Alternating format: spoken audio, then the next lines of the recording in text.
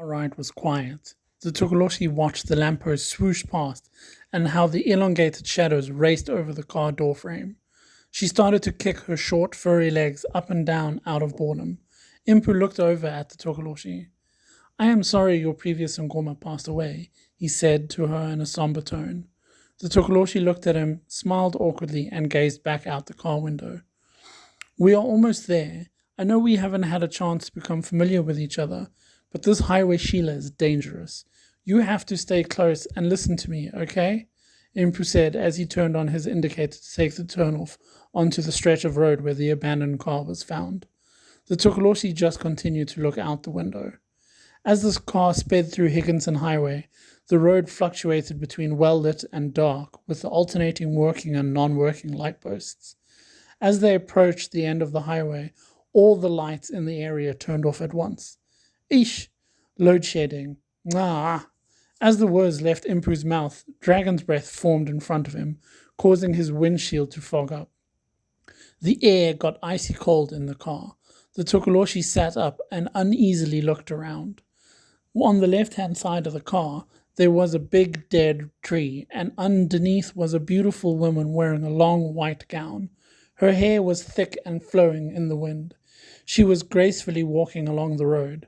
In front of the tree, the grass had tire tracks left by the car that was recently stopped there. Impu pulled over and stopped in the same place.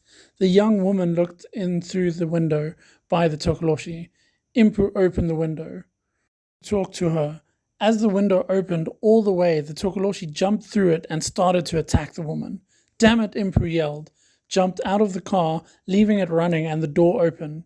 Impu ran to where the two were fighting. Usually when a ghost is hit by someone or something, it merely passes through the ghost. To Impu's surprise, every time the Tokoloshi scratched at Sheila, it left deep cuts.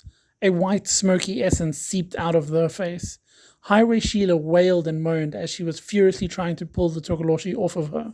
Stop, please stop fighting, Impu yelled at the pair as he was frantically patting his pockets for something.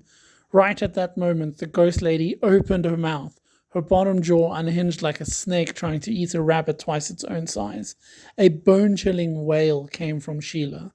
The Tokoloshi started to age before Impu's eyes. The Tokoloshi started to scream out in pain. She struggled and swiped at Sheila's face. Each hit did less and less damage. The Tokoloshi could barely lift her arms anymore. Right as the Tokoloshi was about to lose consciousness, a pure iron bar smeared through Sheila's face, and she flickered out of sight.